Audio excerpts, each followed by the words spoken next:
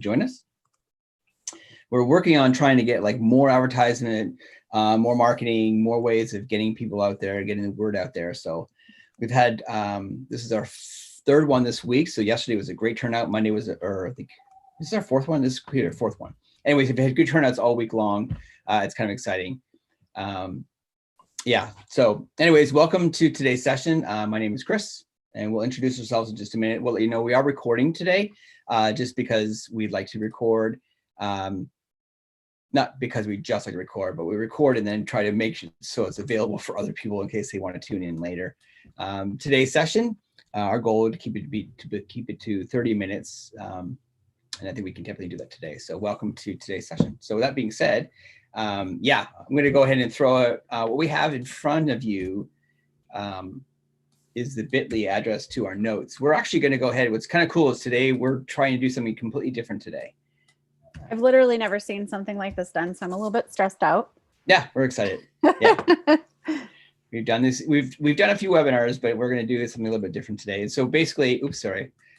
Inside of the chat, I just threw in there right now, is the actual address to these slides. And what we really want today to become is like a conversation. So that's kind of what we're going to do. So Nicole will be presenting, and myself will be both presenting back and forth, but we're actually going to have a chance for you, our guests, to be able to participate and engage with us. That's really today's goal. Yes. So hopefully you're with us on a laptop or an iPad of some sort, and you can actually open up that bit.ly that we just put in there, because we're wanting this to be as interactive as possible. We're wanting you to use this time to be reflective on what we've been doing over the last, gosh, how many weeks has it been, Chris? Like, I want to say 8-10 weeks, yeah, something like that, depending on where you're at. And then also, you know, I've been watching social media. I've been seeing that a lot of teachers are starting to think about what's happening for next year. Our district is still in planning stages. We don't know what's going to happen, but we're definitely doing a lot of research. And we feel like there's some transferable skills that we've learned so far, both for our students and for ourselves. And I think just giving us some space and some time to think about those things as we close out the year and move into next year.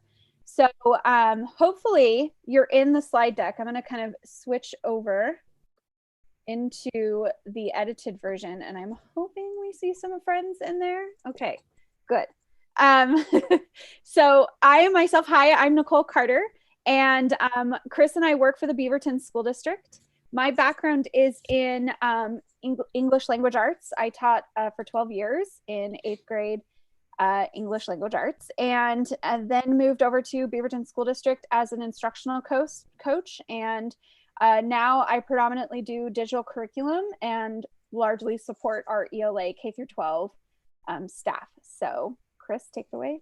Awesome. Hey, my name is Chris Giles, and this is my 4th year here in Beaverton. I actually came from Arizona, where I taught for 15 years at a Title I school in Phoenix, Arizona. I taught 2 years in Brazil, so a total of 17 years of teaching. I taught everything from 3-year-olds to 16-year-olds, like basically PYP, MYP, ELA, technology. Throw in all the acronyms. Yeah, all the acronyms at an IB school. So right now I'm fortunate enough to be, I have a couple roles. One, I mean, I'm a teacher on a special assignment. It's really what I am as a TOSA, but specifically support our district with the implementation of Canvas as our LMS, and also with Nicole, part of a team that really supports the technology integration into the classroom. That's their big role as well, especially in light of what we're doing today. So that's who we are. We love to connect. So if you are in the social media sphere, whether that's Twitter or Instagram, find us there, email us. We will want to be a part of your kind of network of support as we move forward. Yeah. Yeah. And if by chance you can't get into the slide deck because you're like, I'm on a device, it doesn't let me, if you want to just type in the chat, we're happy to take what you want in the chat and put it in. Like we said, our goal is today is to share some ideas and then capture ideas from you. And then just have a chance to be able to talk about it. Because the title of is basically our webinar is really what we're at. Like, what are we doing now and where are we going? And the big reason behind that is because neither Nicole and I have been, quote, given a directive necessarily to be like, here's your answer for going forward. And so we're really doing our best to basically seek out that information connect with as many schools and districts we've been connecting with to just basically find the information we need to be able to help our teachers get ready for this. And the cool thing about this right now is I feel like as a classroom teacher, the things I've been doing in the classroom, like supporting, building a class culture, building an environment where my students feel safe in that physical classroom, I could take some of those things and transfer those to teaching in the fall. If I'm doing face-to-face, awesome. If I'm not, then I can still take some of those elements of good teaching and bring them into the fall. With that being said, what slide are we on? What are we doing now, right? Yeah. So basically, I don't know what school district you're from and what you've been told or what. Feel free to tell us in the chat though. But yeah, please by all means tell us in the chat where you're from. But I think originally we started out with calling this remote teaching. Like we were actually probably told not to call it remote instruction. Well, yeah, I think at one point I remember someone telling us we can't call it online learning, right? Yeah, like even those terms. It was like, no, you can't call it online. And so we were hammered into the idea or mindset that this is remote teaching. But since then, we've kind of changed our philosophy and thoughts, haven't we? Yeah, absolutely. And I think that the ODE, the Department of Education, has really come down. Their term has been like more distance teaching for all, or distance learning. And then recently, the past, I'd say maybe a month ago, we started hearing this term called crisis teaching, which really kind of like changed the mindset. Like, yeah, actually, that's probably a good term. And then the newest one that I really like that fits is basically emergency remote teaching, which basically means we're still in this moment of reacting and trying to figure out what we're doing. So. Right. Yeah, I'm trying to find, I know at some point I have in our speakers notes, the article where we were reading about the difference between online learning and emergency remote learning. So I'll make sure to drop that in the chat, but if you're in our slide deck, you'll be able to see it. Yeah, totally. So here it is. That's the question. What are we doing now? And this is where we really want to hear from you. I mean, Jenny had just written down that she's from Hillsborough. Lori's joining us, Nicole's joining us. So we'd love to hear from where you're from. You don't have to if you don't want to. But this is also where we'd love to hear, in your school district or at your school, what's being said, what's the terms that are being used, the terminology that's being used. And not necessarily that we're all going to come to an agreement that this is the perfect term, but just, I think it kind of helps frame us. So, yeah. So what are we doing now?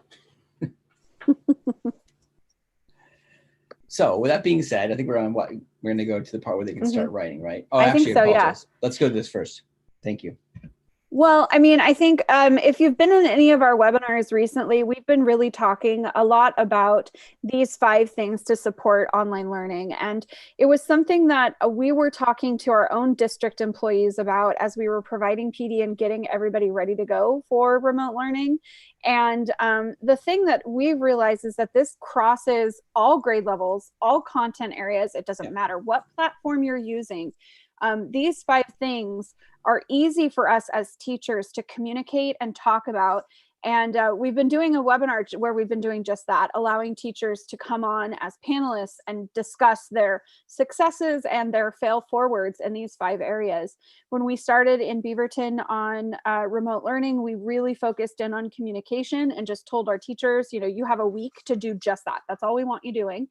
And then we've recently, been hearing even in week 10, that communication is still a huge, huge part of it, right? Like if we aren't having those relationships and connections, then we're struggling with everything else, all of the other engagement pieces and having kids show up to office hours and all of those pieces. We also originally didn't have teacher reflection on here as a main component, but we've realized that we do it naturally when we're face-to-face in the classroom, I think, right? We monitor and adjust. But in this scenario, there's so much more that we're taking in terms of like looking at data, thinking about who's showing up to different things and how to best engage our kids with all of those pieces. And so the teacher reflection, I think we've always known reflection is such a huge part of the learning process, but I'm a big proponent of just hammering home, let's reflect, let's give ourselves time and space to think about those pieces. So, and I think the big thing to remember too is there is no manual for what we're going through right now. So, I mean, we're fortunate that we have a district where we have some support. We have a few TOSAs who can help support this movement, but there are other school districts that we know of. We have friends who work there who don't have that support, and there isn't a manual. Like, we don't have one either. We're not holding a secret manual. But part of that, the creating of this manual, is the reflection that Nicole's talking about. So as a teacher, I used to have a journal when I was in my classroom. I had to journal, and I try to journal once a week, every other 2 weeks or something like that. I try to just say how things are going in my classroom, with the intention of like, well, if I did this unit, I can change it. Or if I'm, this year was just tough. Maybe I used behavior cards one year, and I used money in the classroom way to deal with behavior, and it worked great. So maybe I could try to do that next year. And so reflecting always on what was working, what was not working. Yeah. And effectively kind of trying to create a manual or some type of guideline that's going to help me. So our thought process with how this whole thing is going to work and why it's just slightly different is that what we've done is just create a slide deck that you should hopefully be in and have edit rights to. And similar to if you've ever done a collaborative Google Doc where you need to pick a lane and go, that's kind of the thought process here. Duplicate one of the slides when we're asking for questions, and it's your own brain dump. We really just wanted to provide you with a space to be reflective, and also, quite frankly, to crowdsource a collection of ideas. So as we move into this first question, what you see here on the working sides, the gray areas in the side, it depends. We only have a few people with us today. So if we want to do this collectively together, we can. Or if you want to go ahead and just duplicate the slide itself, say this is my slide, and just start kind of putting down some ideas. Our first question in terms of like, what are we doing right now, is just to list some things that have been going well for you.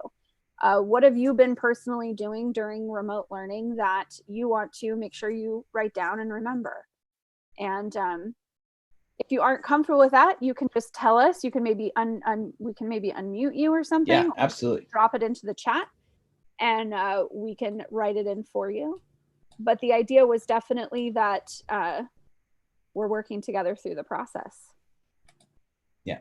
So with that being said, we don't want to, if you're like, you know what, Chris, I'm going to raise my hand. Please go ahead and let me unmute me and then jump in and talk with us. Do it. Let's do it. If you'd rather just type your response and like, what are some things you're doing that's been working? Absolutely. I see we have friends on this slide. Yay. Yeah, we do. Great. Yeah. I mean, I think one of the things that I found so interesting is hearing from teachers. Perfect. There we go. I'm like, we can make another slide. Yeah, no, we love it. Friends in different places. Let's do it. We're awesome. We can all be on one. I like watching it actually live. This is kind of exciting.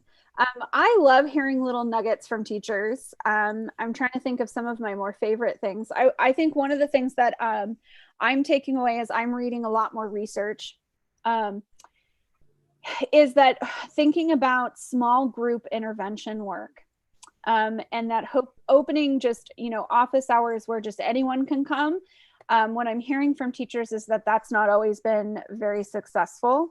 And so I remember we were talking to one of our teachers here in the district, who's a 7th grade ELA teacher, Bodie Hinley, who has been really reflective about her office hour times.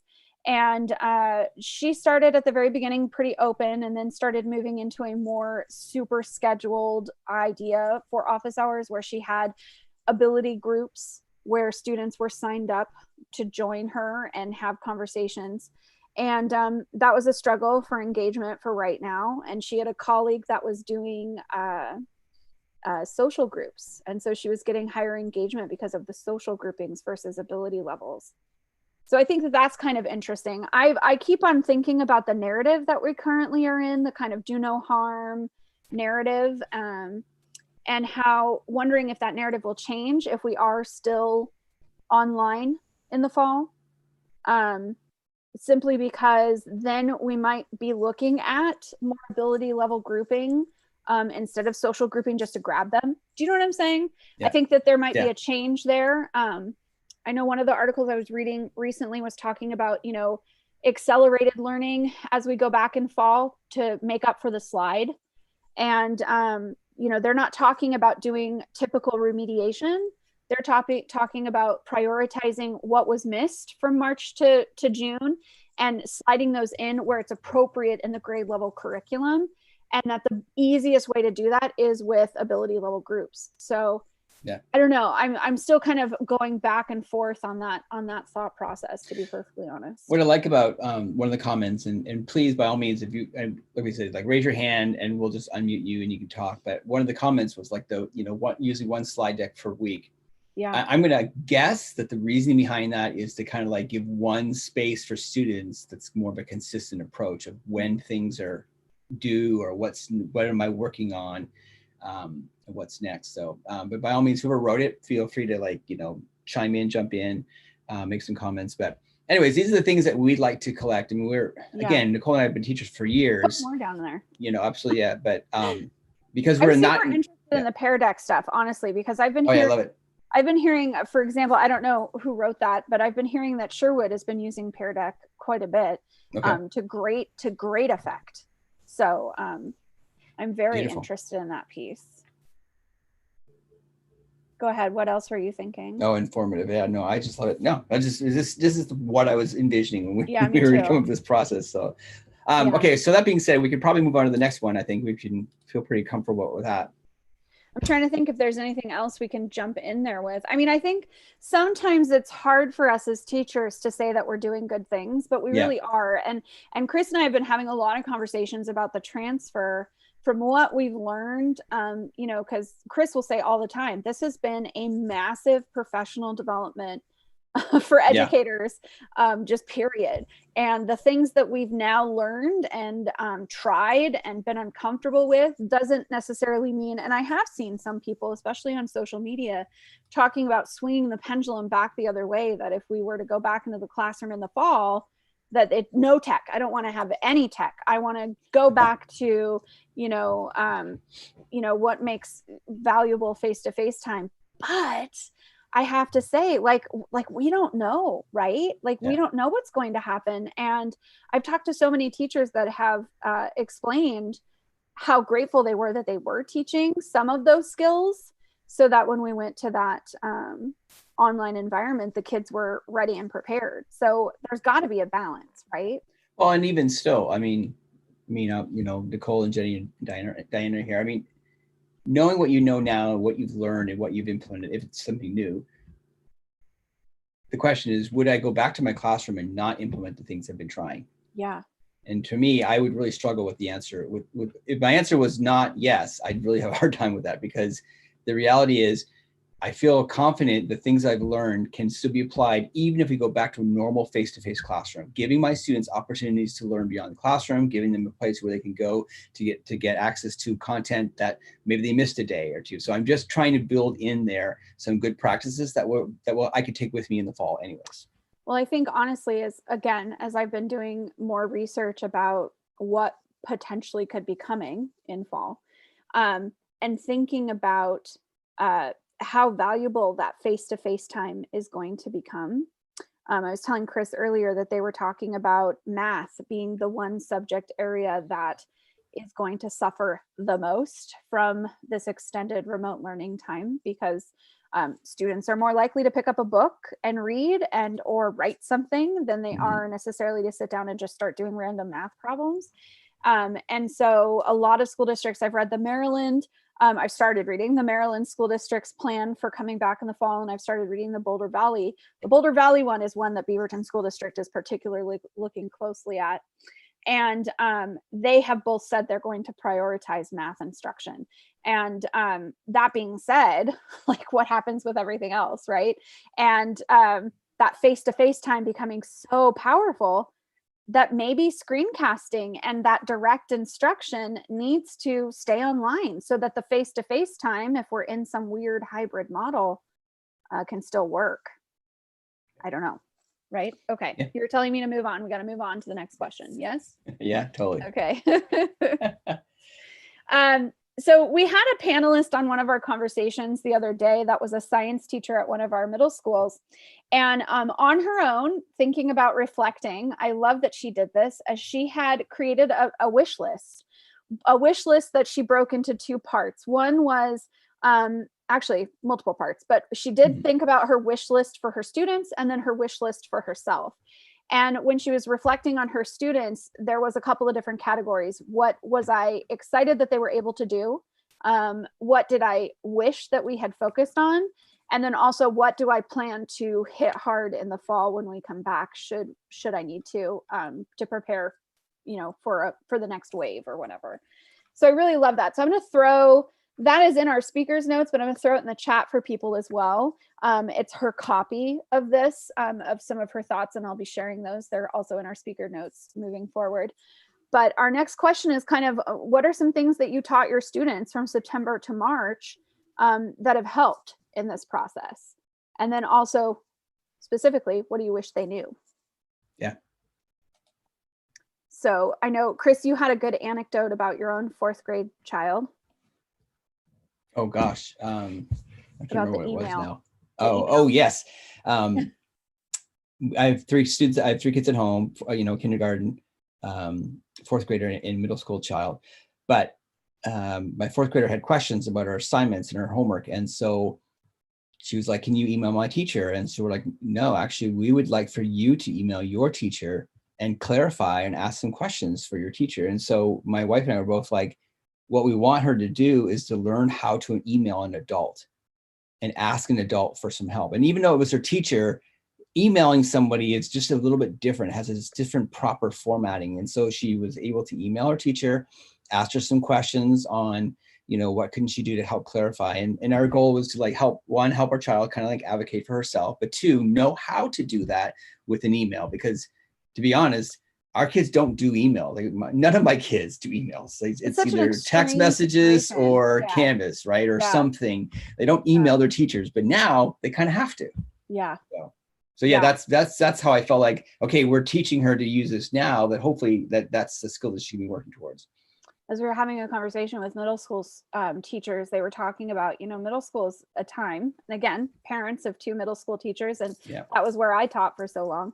It's a time where we're teaching students how to be students at the secondary level, right? Like how to advocate for themselves, how to talk with teachers and get help when they need it, and just be students in general. And it is a different thing to be a student in an online environment. And so, we keep talking about the social emotional learning piece and how big that relationship building, community building, but then also student skill set is going to become as we continue moving forward.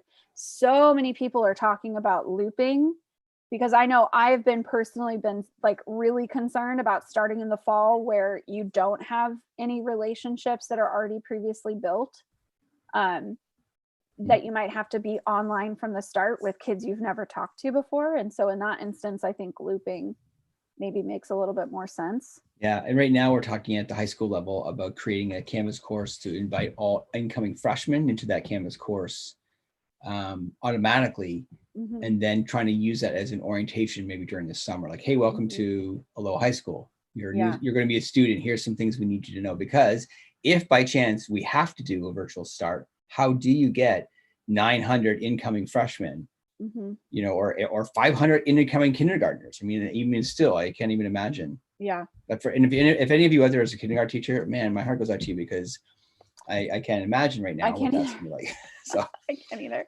It seems like an impossible task to me.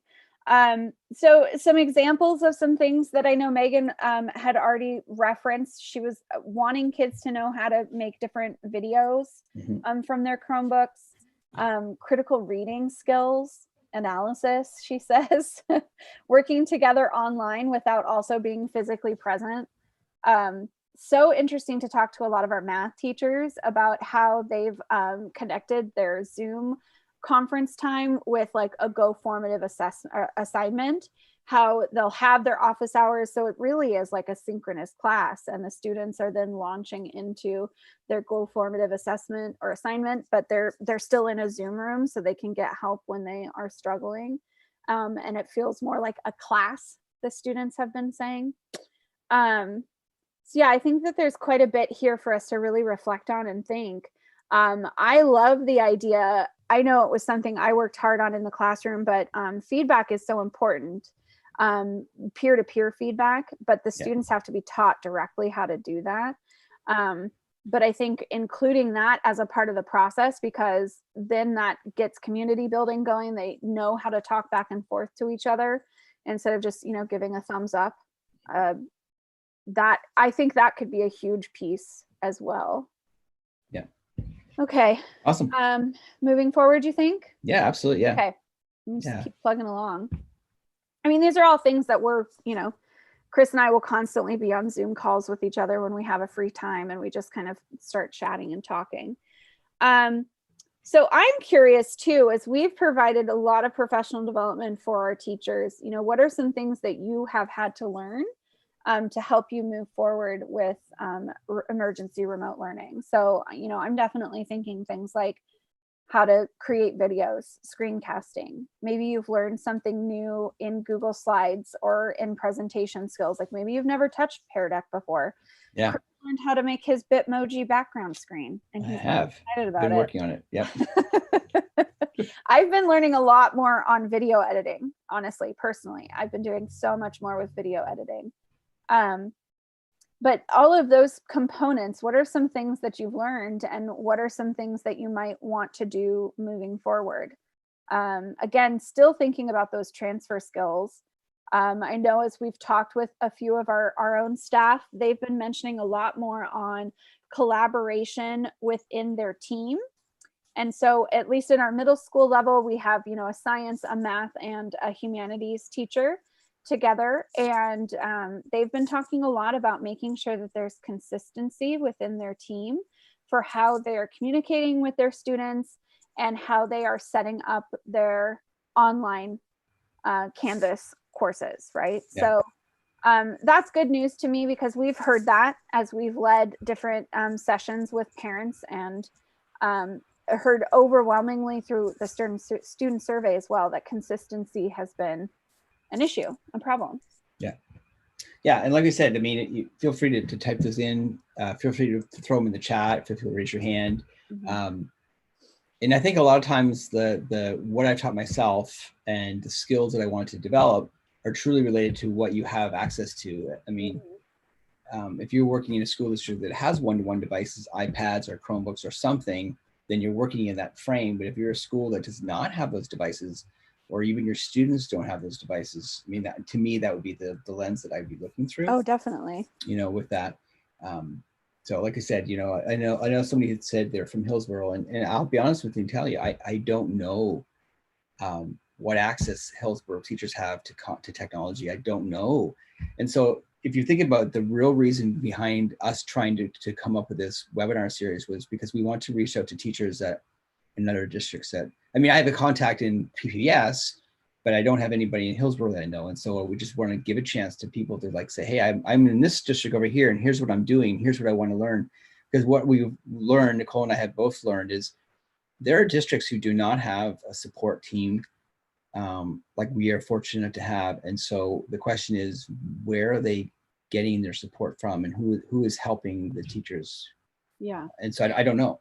Well, and I think too, we're always kind of hesitant because, different districts are using different platforms, but if we don't talk about what we're using, then we're never going to hear different opportunities or options, or for those, teachers that might not have anything right now, but maybe their districts are making it a priority because, looking into next year, paper packets might not be cutting it anymore. And so, what's first step? And I would agree with you, Chris. Like if I'm in a district that doesn't have any of those things, then maybe my first step is looking at, Wi-Fi hotspots. How do we provide that? How do we look into Wi-Fi access for our remote area? Yeah. And I know that that's drastically different than yes, starting to learn Google Classroom. Yeah. And I know that the Department of Education is looking at ways of bringing on business partners to, I mean, I shouldn't say the entire Department of Ed, but the contact that we work with has shared how they're working towards making contact with businesses, because there are schools that don't have Wi-Fi. Right. Well, not just Wi-Fi, but also devices, right? Yeah, devices. I feel like we had some conversation recently where someone was talking about a business wanting to donate devices. But that the business didn't realize you can't just hand out a device to directly to a student, right? It needs to go through the district so that it can be imaged and, run with the programs and making sure everybody's safe, right? So I do think it's interesting how that can kind of drastically change your dynamic moving forward. Okay, moving on. Yeah, totally. Okay. So this is kind of getting into like nitty gritty. And as I said, I've got a whole bunch of like resources that we can put in the chat, because I've mentioned many of these already. They are in the slide deck notes, but I'll put them in the chat as well. So for instance, I mentioned this Maryland school district plan. Mm-hmm. So that's coming at you right now. And then, this one was really revolutionary. This is a 1-pager for the fall.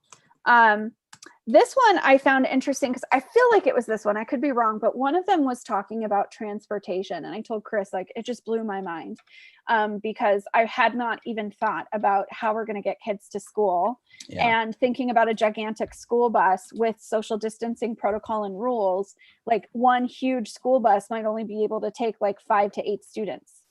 Yeah. And like that alone, budget wise, I mean, that's going to cost a fortune. So I quite frankly, my mind is still baffled on how we're moving forward and what is coming next. So thinking about the first scenario, just going back face to face in the fall, what are some thoughts you have about, how that transfer is going to happen? What are some things that you would like to do in the fall? What are some skills you'd like to build? What are some things you see yourself potentially still using? I kind of was mentioning previously, the idea that your face-to-face time does become so important and special. And to me, that kind of flipped classroom model where you're using, direct instruction screencasted videos as something kids can do online. I know one thing that was thrown out as I was listening in a meeting was the idea of, a hybrid model where we have, set A students come in Monday, Tuesday, and then Wednesday is a deep clean of the school, and set B students are coming in Thursday, Friday, and then deep clean of the school Saturday or Sunday or whatever. Yeah. And that Wednesday would be a time for teachers to plan and prep and work on lessons and stuff like that. Grade. And then last night I had an hour-long conversation with my friend in South Korea. She teaches in a British school in South Korea, and they just went back to school this past Monday, part-time, and the entire school, K-12, it's a pre-K-12 school. The entire school will be going back to school Wednesday, full. Everybody will be going back into the building. And they've socially distanced the desks the best they can. They've gone from 3 lunches to 5 lunches as far as the school itself is concerned. There are some things like specials, the art specials, and some specials where students would share the content, the materials. There is no more. They're not allowed to. So some specials are going to be heard as far as like what kinds of things the students can be doing because they're using shared content or shared material, really. She also shared, and I'm hoping to get a copy today or tomorrow, and we'd be happy to share it once we can, a 16-page document that their entire staff had to read, study, and take a quiz on. That had to do with the social distancing and the medical and the PP, like the safety and stuff. And then they have a whole Google slide that they presented. So she's waiting to hear back from her HR if she can make a copy, because we have other friends in Arizona that every school is in the same boat. Like everybody's just looking for some type of like, framework or guidance and say, okay, now we can work on something. So, and that's what we're doing here today. I mean, I'll be honest with you, I don't know what's going to happen in the fall. Yeah. But I could definitely predict that if we don't get ready for the fall, it's still going to show up. Yeah. I mean, Chris and I keep on thinking, because we are part of the district staff that starts working on the framework. So we start working on lesson plans. I mean, all of our teachers, at least for our K through 5th grade, are getting daily lessons created by District TOSAs. And, other supports that are happening. So at some point we have to be, told you need to get started on this because like June and July is right around the corner. So it's a little concerning to not have a plan in place. I get that nobody really knows, but at least to say scenario 1, scenario 2, scenario 3, go, and we have some direction, I think would be really nice. I'm guessing because we're kind of stalled out here, that maybe, Chris, we can kind of pivot and we can kind of show them, what are your thoughts on showing them this little thingy-mabob that we're kind of starting to work on? Yeah, totally. Yep. Yeah, real quickly, because you get a couple minutes and then we can yep. So again, every school district and universities are trying to create something. And so this was something that was prepared by Amherst University back east. And we'll make a copy of available. Again, we didn't create this, but they also made this available to other universities. The same thing, they're just trying to take a stab at what is possible. And they have these 3 levels of online learning, because just like K-12, all these universities had to go completely online, that were doing like a face-to-face. And yeah, they're dealing with university students, but you know, they're still the same. They're still learners. They still need to know how to do these things. So here, I'll make it a little bit bigger for us. Yeah. But they've pretty much come up with these 3 levels of prepping their staff. And so I think what Chris and I are going to work on is going through this and making it more K-12 ready. Yeah. And I mean, again, we haven't been given any kind of directive on what's happening moving forward, but we like this concept, right? So very simple, this level 1, just trying to get people to think about remote learning, which to me, we've already been here, sure. Done that. Yeah. Yeah. But then as you move into this section, you were really liking the pedagogy. Yeah, because I'm really wondering about what the pedagogy of online learning or remote learning looks like now, not necessarily a school that's been doing it full time well. Like, how is that changing? So yeah, so I think we're going to kind of go through and start looking at some of these resources and seeing if they work for K-12 or, you know, plugging in something different. Yep. And the only thing I've kind of noticed as they kind of move from level 2 to level 3 is really kind of thinking about universal design, so inclusion and student choice. Yeah. And self-care or SEL, which is going to be a large proponent of what's happening. Right. That's one thing we felt like was kind of missing here. We wanted to add in quite a bit more. And we were kind of thinking, well, maybe if this is like a higher ed, that they don't have to think so much about social emotional learning. And so maybe that's why it's missing, but we wanted to maybe plug that in here. I will say that one thing I noticed off the bat, Chris, is that they really are talking about the design. Yes. Which to me, that's just so important. It's like, once you understand the tools, the next step is really to think about the user experience and design something that's clear and concise, but provides like some student choice. So that makes me excited because it's kind of validation. So. Yep. Awesome. Well, with that being said, friends, I mean, there's only a few of us here today. So if you want to hang out and unmute, we're happy to do that. If not, I think we're going to actually end the webinar, and we appreciate you hanging out with us today for sure. I mean, thank you. It started out good. I think, it's one of those things where it's, it was an idea to try and crowdsource. I think if we had more people, yeah, I think more anecdotes might have been good. I don't know. Maybe the anecdotes are distracting. Don't know. Yeah. Maybe my background's distracting. I don't know. Well, you know how I hate awkward silence. So yes. It's almost like when I say, yeah, jump in here and start typing. Then I wonder if like when I start talking to fill the silence, if people are like, Awesome.